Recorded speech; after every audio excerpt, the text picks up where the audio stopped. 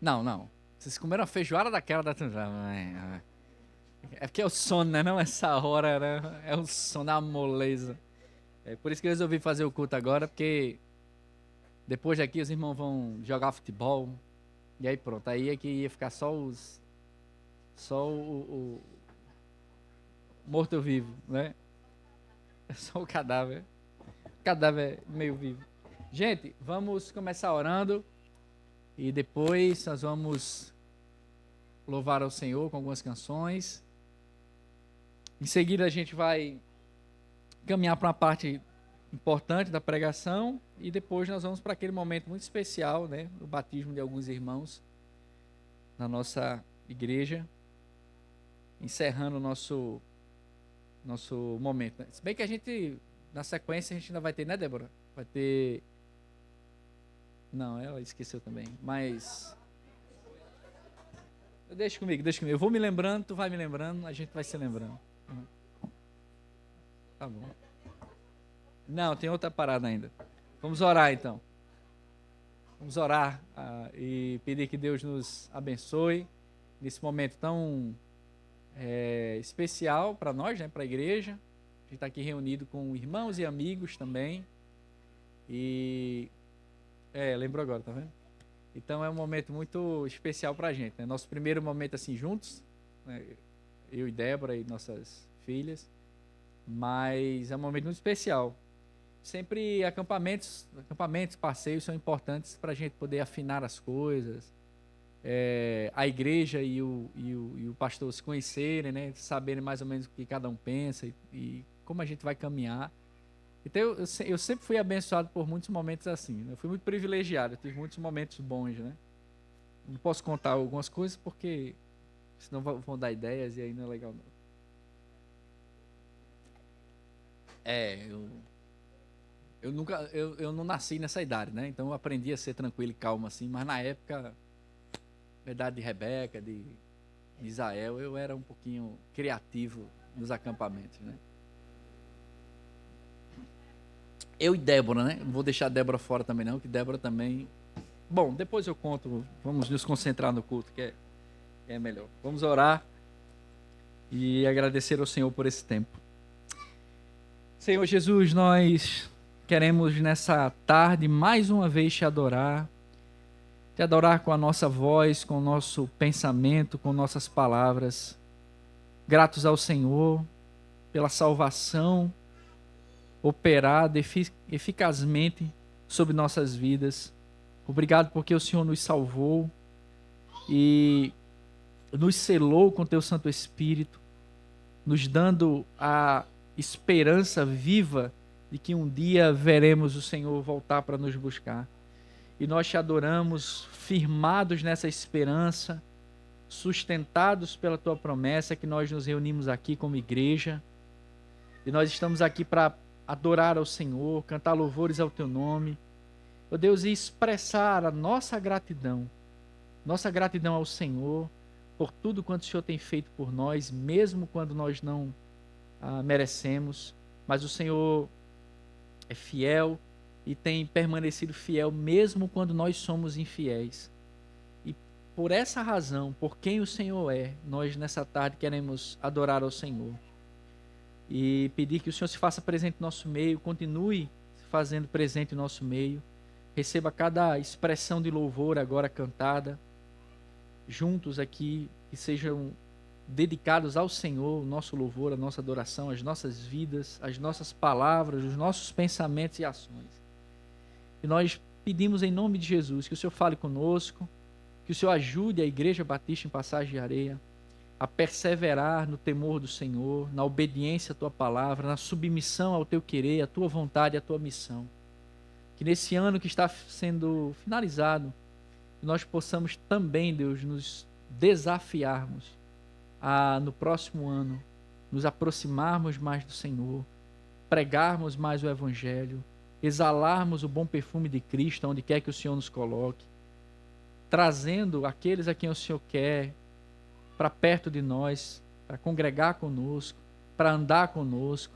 E quem sabe ano que vem eles estarão aqui conosco também, agradecendo, louvando e celebrando ao Senhor.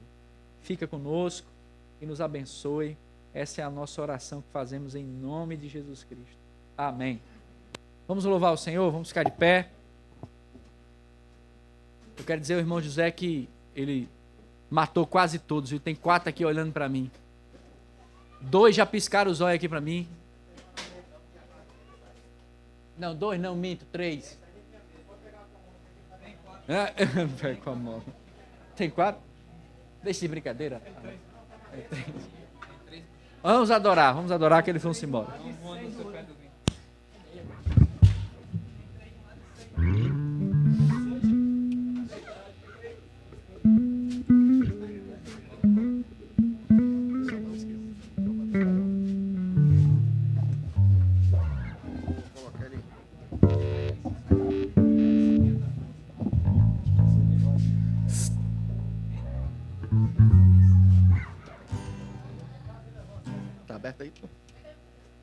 Boa tarde.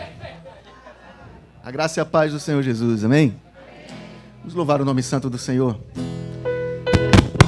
Vamos consertar o violão aqui, peraí. Deu certo aí, né? Acho que pode baixar mais um pouquinho,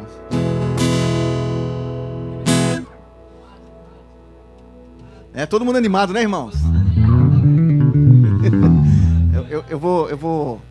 A minha sogra diz assim: Mesaque, o sono já vem no prato. Ela diz, Os irmãos sabem que sim, né? Mas a gente vai cantar com muita alegria para louvor, honra e glória do nosso Deus, amém?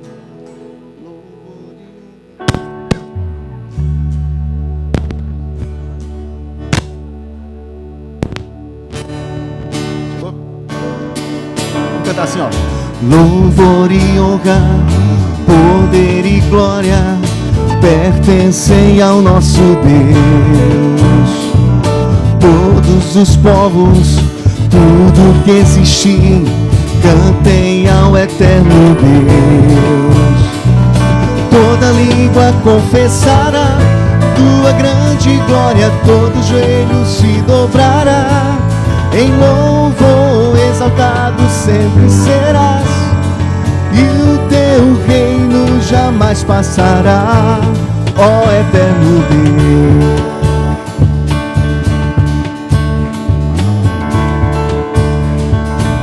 Quero ouvir, vamos lá? Louvor e honra, poder e glória pertencem ao nosso Deus. Cante, diga aí. Todos os povos,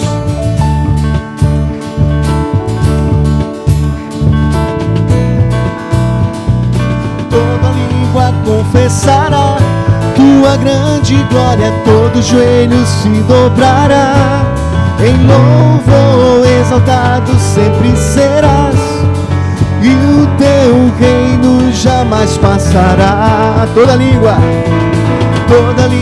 confessará.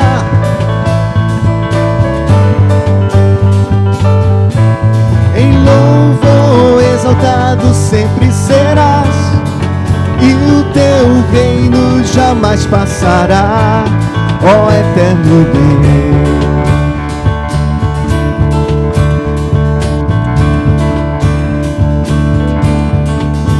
Senhor, teu reino será para sempre, cantem ao eterno Deus, pois nada consegue se comparar. Cantem ao eterno, teu reino será para sempre.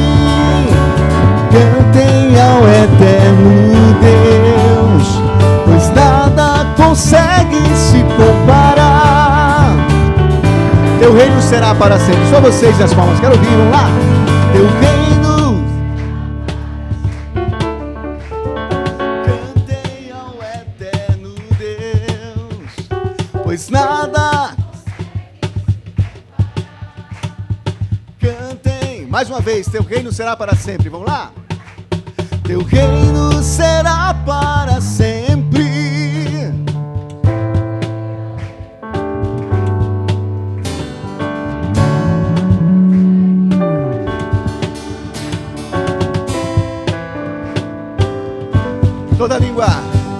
Toda língua confessará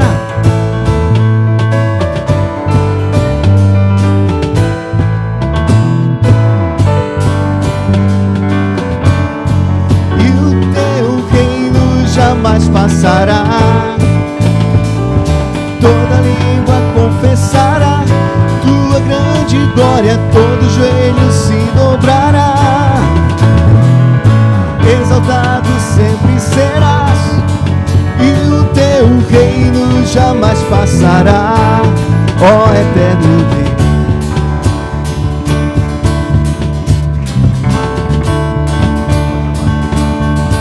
Assim, ó. Santo, Santo, poderoso, querem que há de vir. Deus da glória, és tão digno, eu me prostro a ti. Santo, Santo,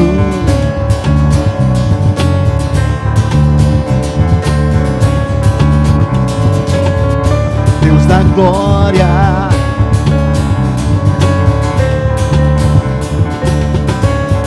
santo é teu nome em todo lugar, reto teu querer de graça e paz, tudo que tens feito é justo e bom. Santo, Santo Deus tu és, Santo, Santo Deus.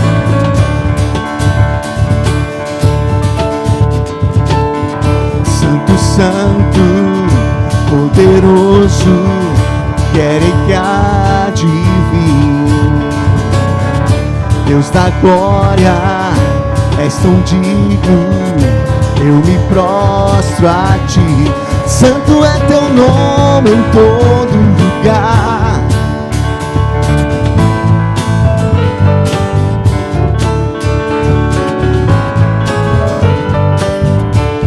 Santo, Santo Deus tu és, Santo, Santo Deus. A honra, a glória pertencem a ti,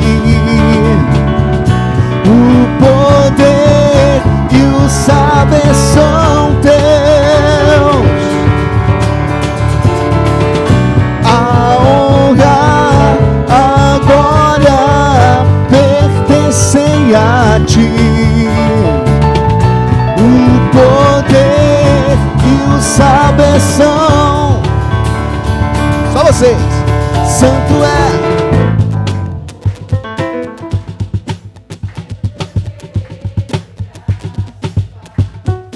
Tudo que tens feito é justo e bom. Santo, Santo Deus tu és, santo é teu nome em todo lugar, reto teu querer de graça e paz, tudo que tens feito é justo e bom. Santo, Santo Deus tu és, Santo, Santo Deus tu és.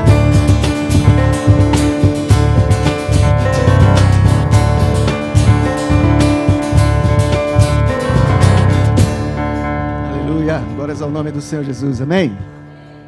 Vou fazer o seguinte, eu vou cantar uma música de confraternização agora, e a gente vai fazer aquele ribuliço, né? Então você vai ter a oportunidade aí de sair do seu lugar para... no corredor não, né, Fernando? Tá bom? Então aqui nos corredores dos lados aqui, e assim, vai livrando ali a câmera, tá certo? Vamos fazer aquele momento de confraternização, você vai ter a oportunidade de sair do seu lugar para cumprimentar aquele irmãozinho que de repente não está tão perto de você aí agora, tá certo? Mas para começar, aqueles que já estão próximos aí, pode olhar para o irmãozinho que está do seu lado, saudar com a graça e a paz do Senhor Jesus, dizer que está feliz em vê-lo aqui nesse lugar. E vamos cantar.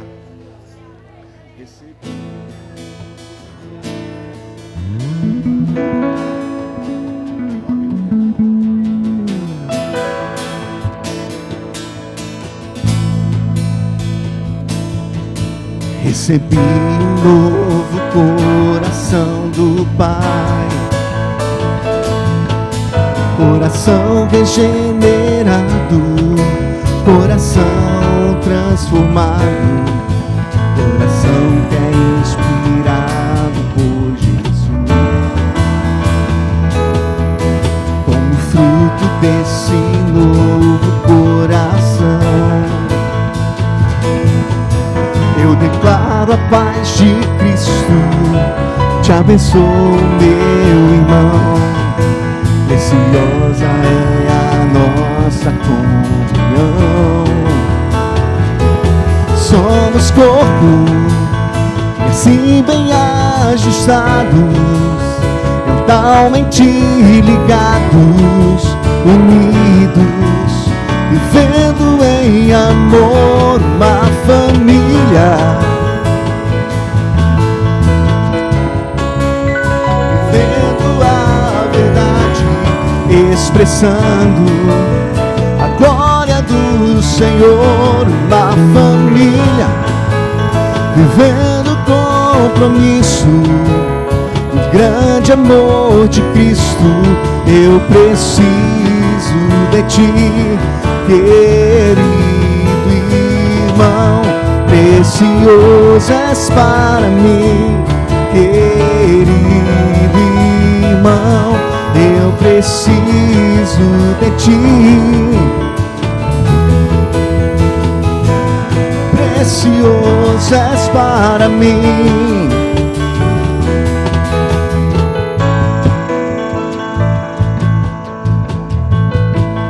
Vamos cantar junto? Vamos lá. Recebi um novo coração, coração regenerado.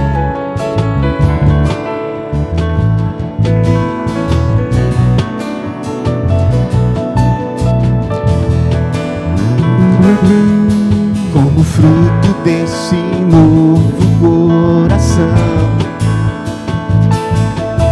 eu declaro a paz de Cristo, te abençoo, meu irmão.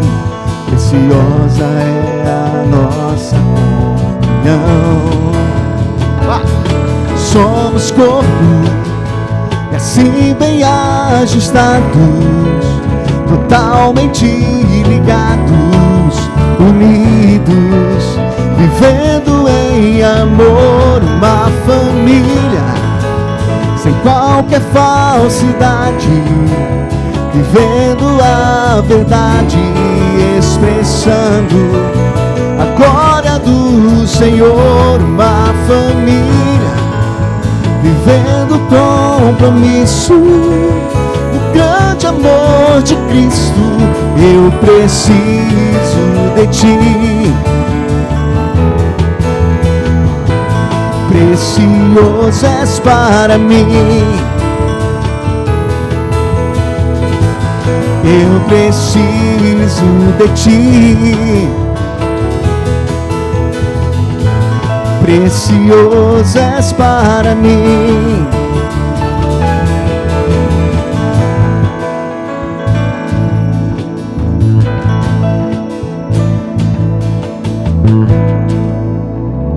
Aleluia, glórias ao nome do Senhor Jesus.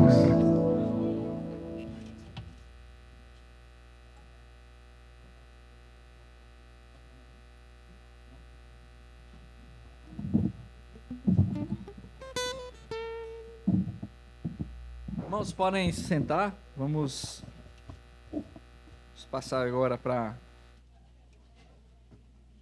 a parte da palavra.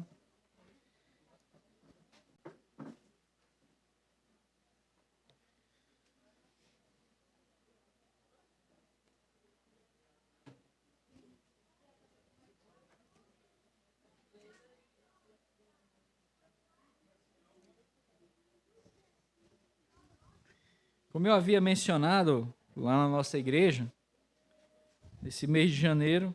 Oh. Corta, Fernando. Muda. Edita. Nesse mês de dezembro, nós iríamos estudar e meditar sobre temáticas relacionadas ao Natal, né? Pensei em vir vestido de Papai Noel, mas não era legal, não. Aí resolvi vir normal, como um bom nordestino. E hoje não seria diferente, né? A gente está aqui reunido nesse tempo. Prometo que eu não serei demasiado longo. Eita, foi mal, mas tentarei ser objetivo o máximo possível. E eu queria tratar ainda sobre essa temática do Natal a partir do relato dos evangelhos, né? No domingo passado, lá na nossa igreja, nós falamos sobre também sobre o nascimento de Jesus, a partir da genealogia de Mateus, né? Nós lemos Mateus capítulo 1, do verso 1 ao 17, e nós analisamos ali aquela parte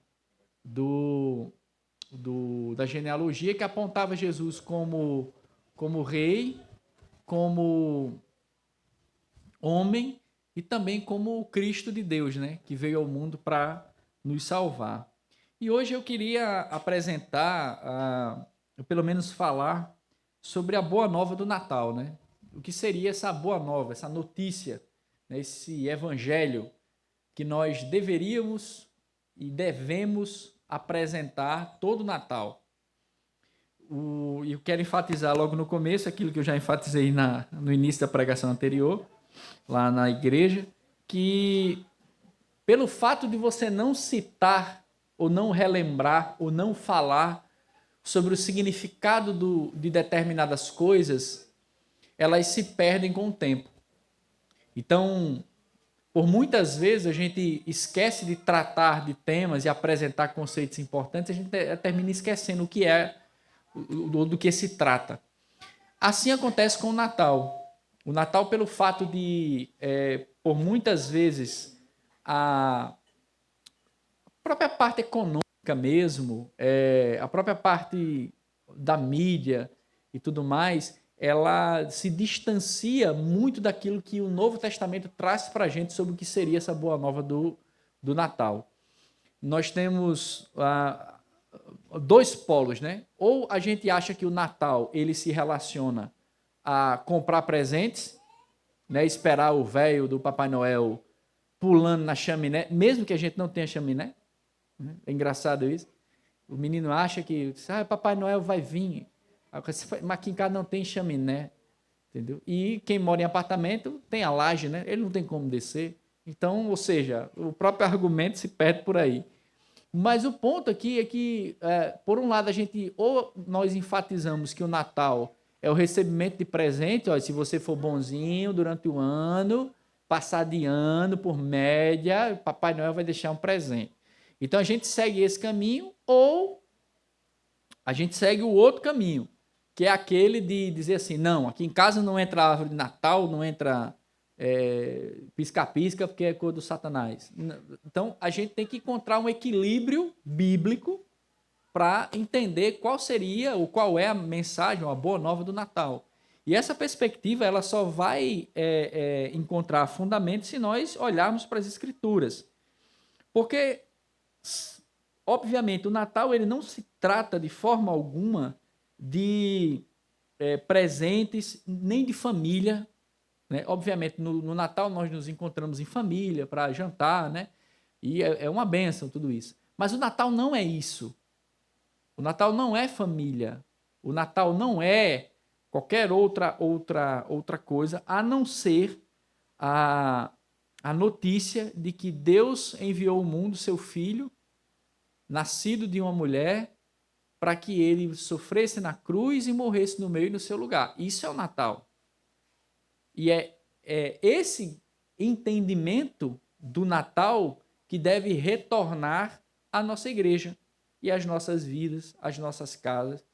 E dia 24, quando a gente estiver ceando juntos como família, essa é a temática que deve estar presente na nossa mesa de Natal. É o entendimento de que Cristo veio ao mundo para salvar pecadores. Isso é o Natal. Então, o Natal ele ganha um outro significado. E aí eu queria olhar com os irmãos apenas um verso no Evangelho de Mateus, capítulo 1, verso 21. É só um verso. Também no primeiro capítulo de Mateus, né? Diz assim a palavra do Senhor. Ela dará à luz um filho e você porá nele o nome de Jesus, porque ele salvará o seu povo dos seus pecados. Diz assim, vou ler novamente, Mateus 1, 21. Ela dará à luz um filho e você porá nele o nome de Jesus, porque ele salvará o seu povo dos seus pecados. ou o seu povo dos pecados deles. Vamos orar e pedir que Deus fale conosco? Deus, nós pedimos agora a tua ajuda para que o Senhor nos faça entender a tua palavra, que ela possa encher o nosso coração e que essa boa nova do Natal ela possa permanecer nas nossas vidas e em nossas casas, e que ela de fato seja uma boa nova a ser proclamada, para que todos escutem aquilo que o Senhor fez por nós, ao ouvir, a nascer, habitar no nosso meio, sofrer, morrer em nosso lugar e ressuscitar para nos salvar. Que essa seja a boa nova a ser lembrada e nunca esquecida no Natal. Fala conosco. Essa é a nossa oração em nome de Jesus. Amém. Irmãos, o Evangelho de Mateus, como eu já falei para os irmãos, ele é aquele evangelho que vai apresentar a vida de Jesus de forma cronológica, desde o nascimento até a sua morte e ressurreição. Ele tem a proposta de apresentar o evangelho para cristãos que vieram do judaísmo e que agora se tornaram cristãos e passam agora a fazer parte da igreja do Senhor. Esse evangelho ele vai mostrar que Jesus é o Cristo, o Filho do Deus vivo, aquele prometido no Antigo Testamento. Por isso que você vai ter em Mateus o evangelho onde mais ou menos 47 vezes o Antigo Testamento é citado literalmente. Ou seja, Mateus ele retirou das páginas do Antigo Testamento e citou ali no Evangelho de Mateus. Com a finalidade de quê? De apresentar Jesus como o Cristo, como o Messias prometido do Antigo Testamento. Ele é aquele de quem os profetas falaram, ele é a esperança de todos aqueles que esperaram nele, baseados na promessa, no pacto. Desde Adão, que quando pecou, Deus deu a promessa a Eva, dizendo, olha, o teu descendente pisará na cabeça da serpente. Então, a esse descendente que Deus disse para Adão e Eva, se tratava de Jesus. Até Abraão, Isaac, Jacó, José e todos os demais líderes, profetas que Deus levantou ao longo da história do seu povo, apontavam para o que Cristo viria a ser. Mateus vai dar essa mesma ênfase aqui nesse seu evangelho. No capítulo 1, como eu já falei, ele abre a sua genealogia para apresentar o Senhor Jesus como o filho de Davi. O filho de Davi, o filho de Abraão, o filho de Davi, aquele que foi prometido e que veio para que a palavra do Senhor, a promessa do Senhor fosse cumprida de forma eficiente, eficaz, para que houvesse cumprimento da aliança do Senhor. E é nesse capítulo 1 que nós temos aqui esse verso 21, que se trata da resposta que o anjo, provavelmente aí segundo Lucas, o anjo Gabriel, ele vai dar a José em sonho para acalmar o coração dele. Então, nessa resposta, a gente tem aí o que seria a boa nova do Natal. De forma bem simples, mas também muito profunda, porque esse é o problema de versos muito simples, né?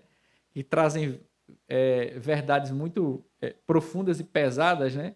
Esse é um desses versos, né? Que é um verso que cabe o mundo inteiro. É esse verso aqui. Nessa fala do anjo a José em sonho, nós temos aqui a boa nova que significa o Natal.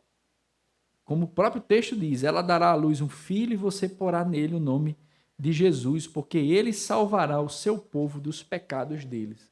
Essa é a boa nova do Natal. Só que ela tem algumas características que precisam ser observadas aqui. Eu quero observar com os irmãos de forma bem breve aqui.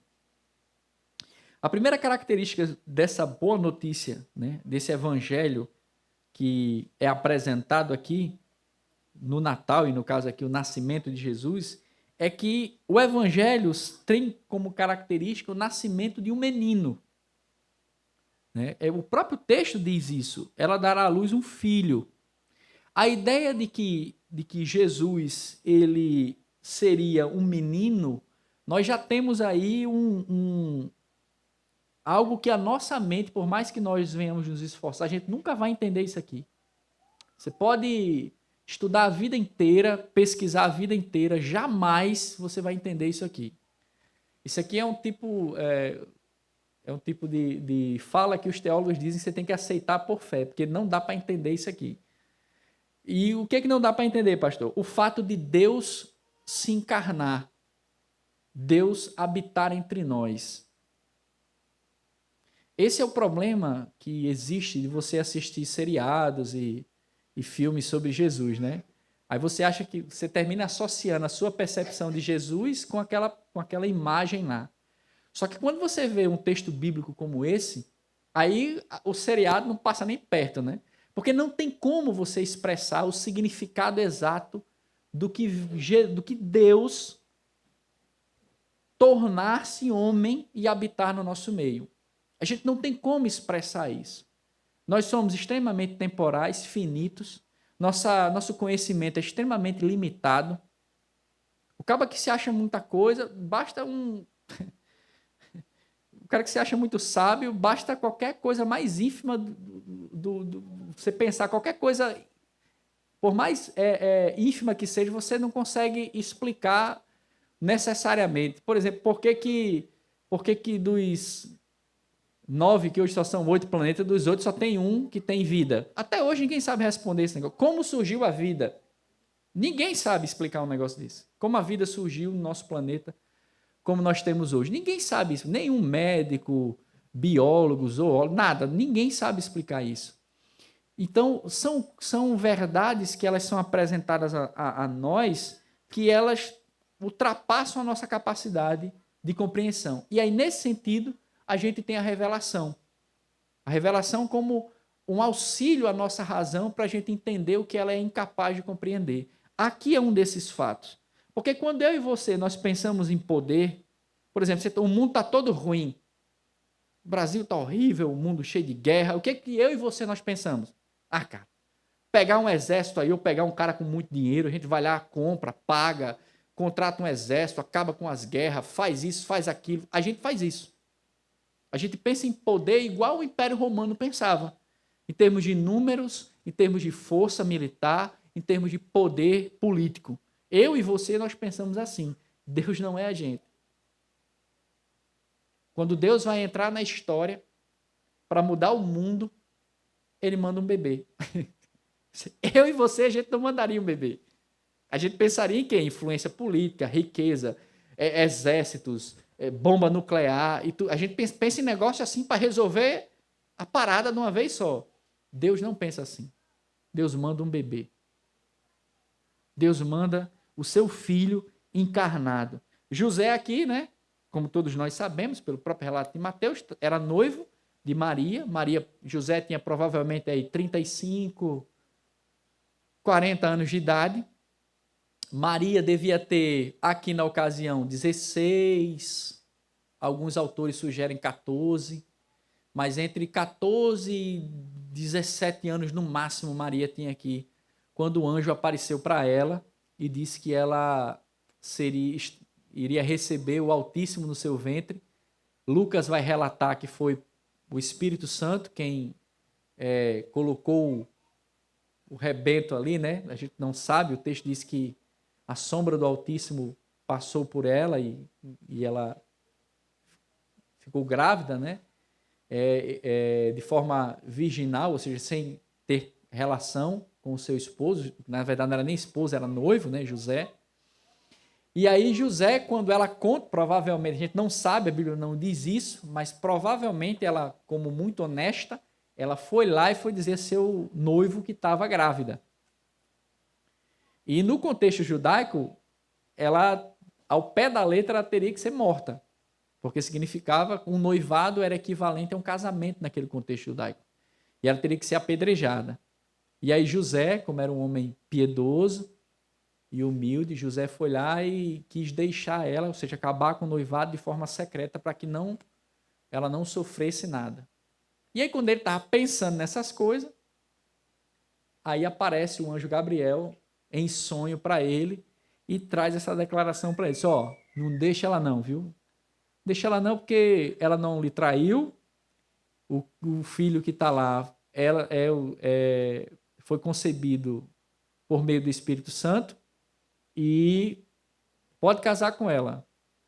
E aí José também obedientemente se curva a essa afirmação. Só que o que salta para a gente nessa ideia do entendimento aqui de que ela dará à luz um filho, mostra para a gente uma noção do Antigo Testamento. Por isso que eu sempre digo isso na igreja para os irmãos já escutaram 1 milhão de vezes, vão escutar 1.000.001 agora, né? Leia a Bíblia com cuidado, né? Não pule genealogia, não pule nome de cidade, leia bem devagarzinho. Porque senão você perde uma coisa bonita como essa. A ideia básica aqui de Deus está, que ela dará à luz, tem a ver com a profecia do Antigo Testamento, que começa lá no tabernáculo no deserto. Quando Deus manda o povo de Israel construir um tabernáculo e colocar ele no centro. 3 tribos à frente, 3 tribos atrás, 3 tribos à direita, 3 tribos à esquerda, formando assim 4 ao sul, 4 ao norte e as outras 2 nas laterais e as 2 tendas de Arão e de Moisés próximo ali. Por isso que é importante você ler e não pular essa parte. Você vai entender que Deus ele queria estar onde? No meio do seu povo. Quando o templo é construído, ele é construído no alto de uma montanha que ficava no meio da cidade de Israel. Todas essas ênfases apontavam para quê? Para o fato da virgem dar à luz a um filho. E esse filho significava a vinda de Deus para o nosso meio. É a ideia de que Deus passaria a habitar no meio do seu povo. Esse é o significado mais profundo do anúncio do anjo aqui. Ela dará à luz um filho. Ou seja, esse filho não é só um bebê, ele é o próprio Deus encarnado. E não somente isso, Deus está agora entre vocês. Ele é um de vocês, no sentido de que ele agora habita com vocês. Ele participou da nossa natureza de forma plena. Ele está no nosso meio. Essa é a ideia mais sublime dessa boa nova do Natal, porque mostra que Deus, ele não é um Deus distante, mas ele é um Deus que veio habitar no nosso meio. Por exemplo, o profeta Isaías, lá no capítulo 7, verso 14, diz assim, portanto, o Senhor mesmo vos dará um sinal. Eis que a virgem conceberá e dará à luz um filho, e lhe chamará Emanuel. Emanuel significa o quê? Deus conosco. Ou seja, Deus estará conosco. Nós não iremos mais precisar de uma tenda, ou de um templo, ou de um sumo sacerdote. Deus mesmo estará conosco. E Ele estará conosco para sempre. Essa é a boa nova mais magnífica de todo o Natal. Não é um velhinho de barba descendo e dando presente. Não é um jantar de família. Porque todas essas coisas, por melhores e verdadeiras que sejam, elas são finitas e temporais, elas passam. Mas Deus conosco, Ele permanecerá, porque Deus é eterno. Ele estará conosco para sempre. Ele veio estar conosco. Então, essa é a ênfase que o Natal deve trazer.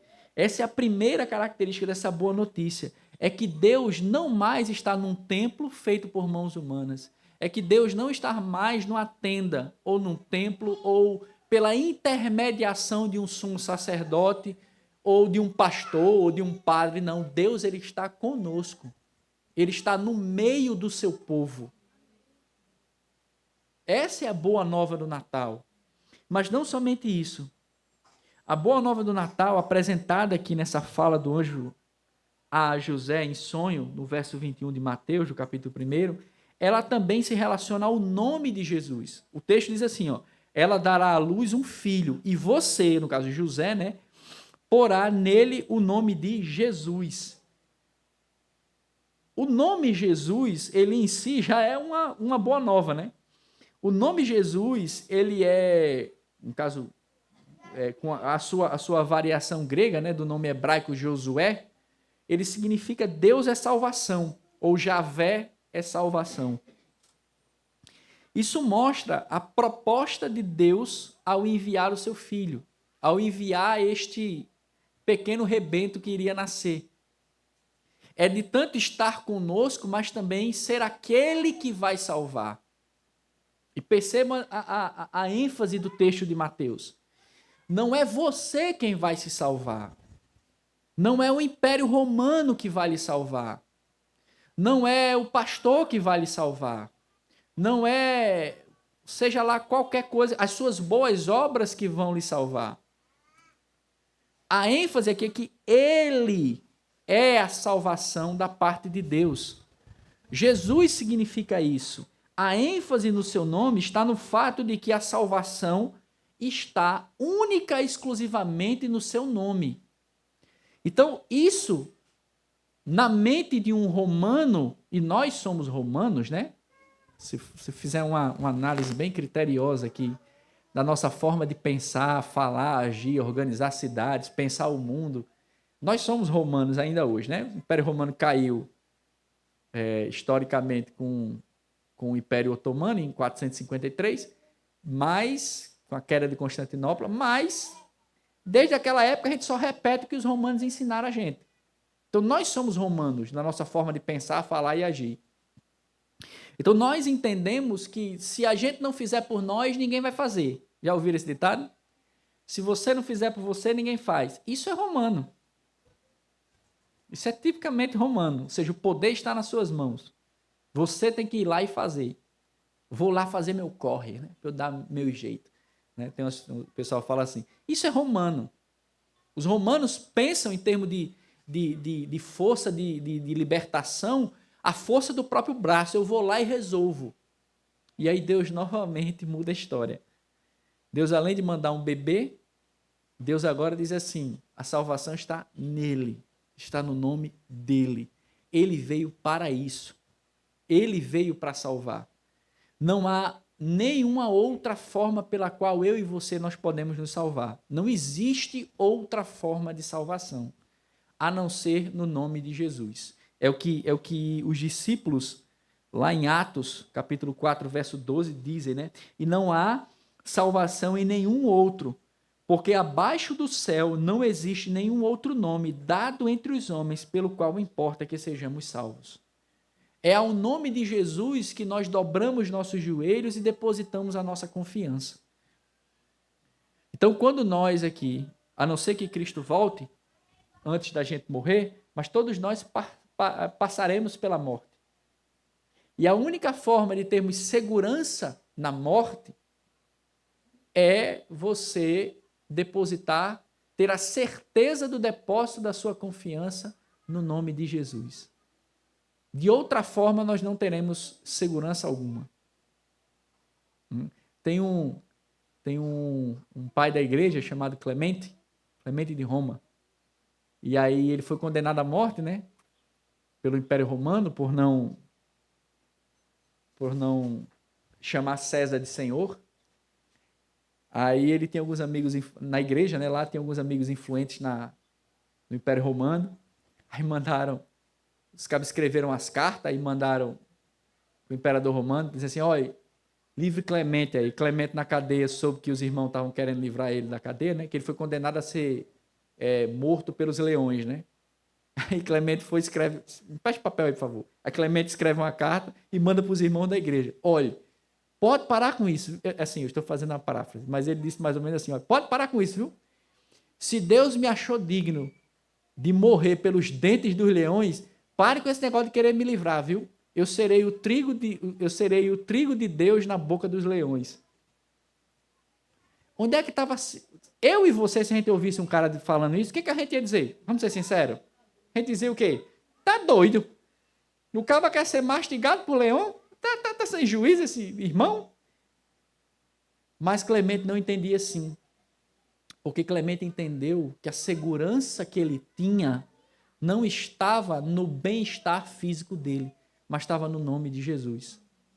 Por isso que ele teve coragem de falar isso. De olhar para os irmãos da igreja e dizer, olha, ele disse literalmente isso, não me tirem a honra de morrer pelos dentes das feras, porque Cristo foi quem mandou elas me mastigar, viu? E eu serei o trigo de Deus na boca dos leões. Essa confiança só tem aqueles que depositam ela no nome de Jesus. Essa é a boa nova do Natal. Quando a gente ensina erroneamente para os nossos filhos, olha, obedeça, passa de ano, né? Que se você passar de ano, o papai vai comprar um PlayStation para você, né? Ou uma, sei lá, qualquer boneca, não sei, um bebê reborn, que não é de Jesus esse negócio. Lá em casa tem 2, às vezes eu acordo de madrugada, vou no quarto das meninas e tá um assim, né? Aí, eu ainda tá repreendido em nome de Jesus. Aí eu olho as meninas, cubro elas, mas tá lá o bebê reborn olhando para mim assim, eu vou viro elas assim, sai daí, vou dormir. Eu tenho medo, irmãos. Se você acordar 3 horas da manhã ver sua filha, abre a porta, tá um bebê olhando para você assim.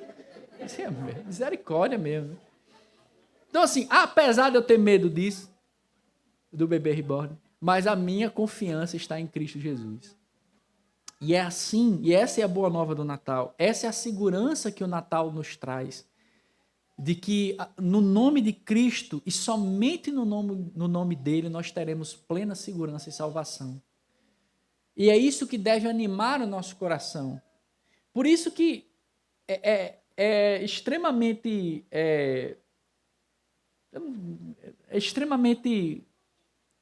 complicado, né, digamos assim, nós, no Natal, não enfatizarmos essa boa nova de que ele nasceu, de que é ao nome de Jesus que nós temos a segurança da nossa salvação. E aí nós perdemos muito tempo da nossa vida tentando consertar coisas ou depositar nossa confiança em coisas que não podem nos segurar e não podem nos sustentar. Enquanto o Natal é justamente esse momento de dizer, ó, a gente estava perdido, mas Deus resolveu o problema para nós. Ele mandou o seu filho. E o nome dele é Jesus. E nele nós temos a nossa confiança. Porque mesmo quando nós somos infiéis, Deus ele permanece fiel. Mesmo quando nós falhamos, Deus nunca falhará. Mesmo quando nós, muitas vezes, não caímos na descrença, ou nos desviamos, ou paramos de crer, Deus ele permanece lá o mesmo. Essa é a segurança que a boa nova do Natal nos traz. Mas, em último lugar, o texto vai finalizar assim: ela dará à luz um filho, e você porá o nome dele de Jesus, porque ele salvará o seu povo dos pecados deles. Meus irmãos, isso aqui é muito maravilhoso. Porque assim,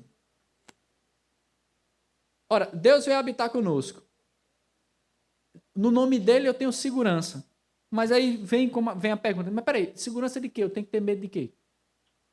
Eu tenho que ter medo de não ter me comportado para não ganhar o meu PlayStation?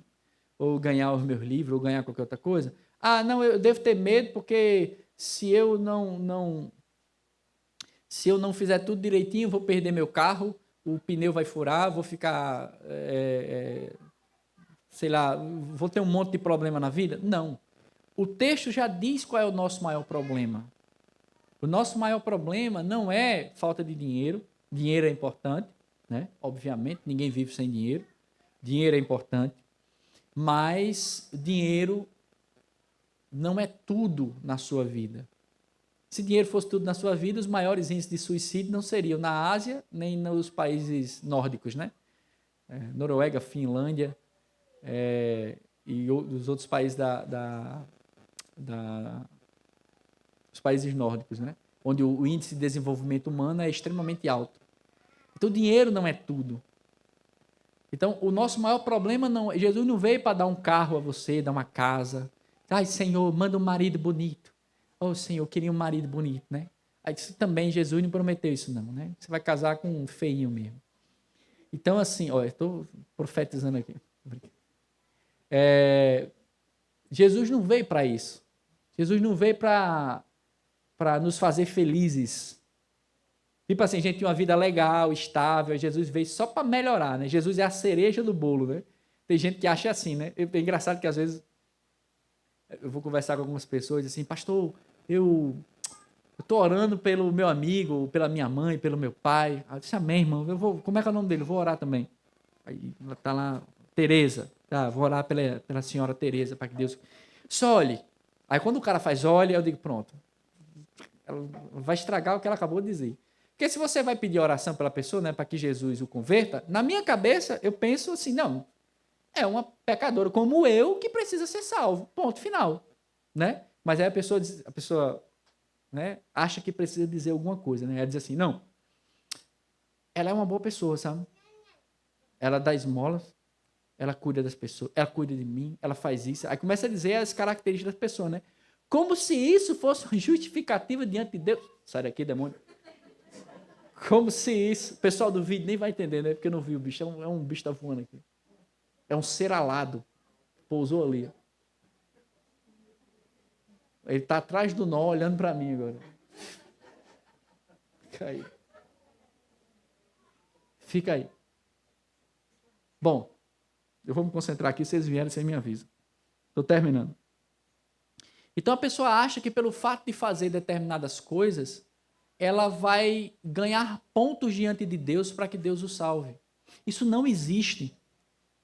Porque o maior problema humano de todos os tempos, a causa principal de toda guerra política, de todo assassinato, morte, de todo mal no mundo é uma só. É o pecado que habita no meio e no seu coração. Essa é a causa de todo mal. E detalhe, é uma causa que nós não podemos dar conta dela. Isso é a pior parte. Porque eu e você, nós não somos capazes de resolver os nossos próprios pecados. Você não pode resolver seu próprio pecado. Não adianta. Você pode fazer o que você quiser. Né? Fazer jejum, subir no pé de coentro, qualquer coisa que você fizer, você não vai resolver o seu problema. Porque o seu pecado, ele é algo que está na sua e na minha natureza. Por isso, a boa nova do Natal, porque ele salvará o seu povo dos pecados deles. Sai aqui, bicho. Aí eu bato nele e ele chama os amigos. Aí pronto. Foi embora. Vai, não peques mais, bicho. Então, assim, o nosso pecado, ele só tem uma única solução. É Cristo. O sangue do Cordeiro de Deus que tira o pecado do mundo. Foi o que João Batista disse quando viu Jesus descendo, vindo na direção dele. Eis o Cordeiro de Deus que tira o pecado do mundo. João Batista teve a percepção correta, porque ele entendeu que somente o Cordeiro de Deus poderia tirar o pecado do mundo. Somente Cristo poderia nos salvar dos nossos pecados. Aí muita gente erra quando lê aquele texto, quando Jesus está lá está andando, salvo engano, e aí ele passa e tem um paralítico deitado numa esteira, né? Aí ele passa, olha para o paralítico, aí a multidão estava ao redor dele, ele fez, meu filho, seus pecados estão perdoados. Aí os fariseus se assustam, né?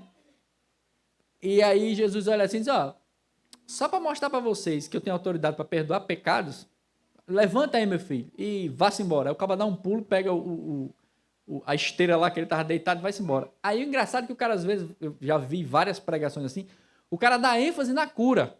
Ó, tá vendo? O cara curou, pulou e saiu correndo com a cama nas costas. Aleluia! Meu irmão, você não leu o texto direito. O susto dos fariseus foi na declaração de Jesus, porque somente Deus poderia falar o que Jesus falou. Os seus pecados estão perdoados. E aí Jesus faz isso por quê? Porque ele salvará o seu povo dos pecados deles. Essa é a principal mensagem e razão pela qual o Senhor Jesus veio. Ele veio nos salvar de algo que nós não poderíamos ser salvos por nós mesmos. Eu não poderia ser salvo se eu fosse um bom filho, um bom marido, um bom funcionário, um bom cidadão. Se eu fosse a melhor pessoa do mundo, eu ainda assim não poderia resolver o meu próprio pecado. Porque eu não consigo curar a mim mesmo, mas o bebê que Deus mandou, o Filho de Deus encarnado que veio habitar em nosso meio, que tem o nome de Jesus, que significa Deus salva, ele veio nos salvar daquilo que eu não posso me salvar, que é dos meus pecados. Irmãos, essa é a boa nova do Natal. Você pode botar uma árvore de Natal, botar um Papai Noel descendo, subindo, voando. Pode matar um peru, um bode, um boi. Pode chamar a gente para comer que a gente vai. Então, assim, faça o que você quiser em relação à organização da sua casa. Tem gente que vai dar um sermão sobre as luzes do Natal. Azul é os olhos do Satanás, a codinha lá brilhando é a corda do diabo que prende sua vida. Não, isso é tudo besteira. Não ligue com isso. Sabe qual é a pior coisa que você pode fazer? É você fazer uma boa ceia, você ter sua família ao redor da ceia e você não entender essa boa nova do Natal. Ela dará à luz um filho e você porá o nome dele de Jesus, porque ele salvará o seu povo dos pecados deles.